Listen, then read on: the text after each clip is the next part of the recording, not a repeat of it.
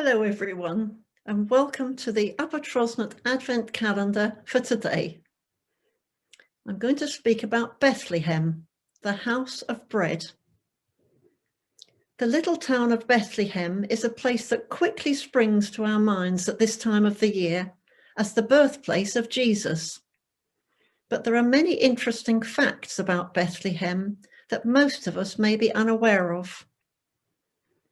Did you know, for example, that Bethlehem is beautifully situated high up on a commanding ridge over 2,500 feet above sea level in the hill country of Judea, about 5 miles south of Jerusalem? Bethlehem is one of the oldest towns in Israel, known in ancient times as Ephrath or Ephrata, which means fertile.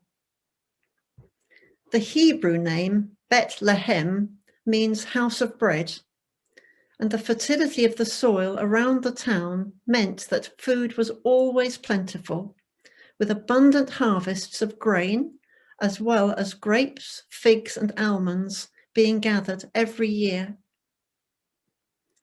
One reason why the ground is so fertile is that the town was built over an enormous aquifer, which provided a constant supply of fresh water for its inhabitants, its animals, and its fields.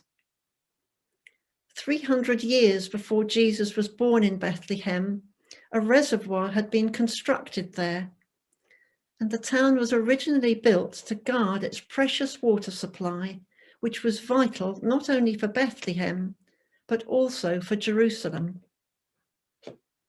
Jerusalem's old water supply was constantly being contaminated by blood from all the animals slaughtered in the temple.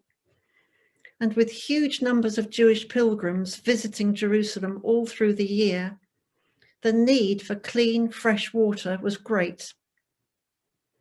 Over the centuries, 3 more large reservoirs were built to the south of Bethlehem, which became known as Solomon's Pools, and they are still there today. So Jesus was born in a little town where bread and water, the staples of life, were in plentiful supply.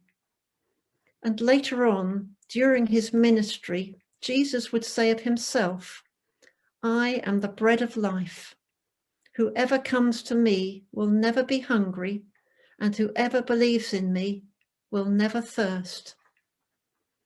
The bread and the water that he gives us will always be in plentiful supply and will inwardly refresh and sustain us, not only in this life, but forevermore.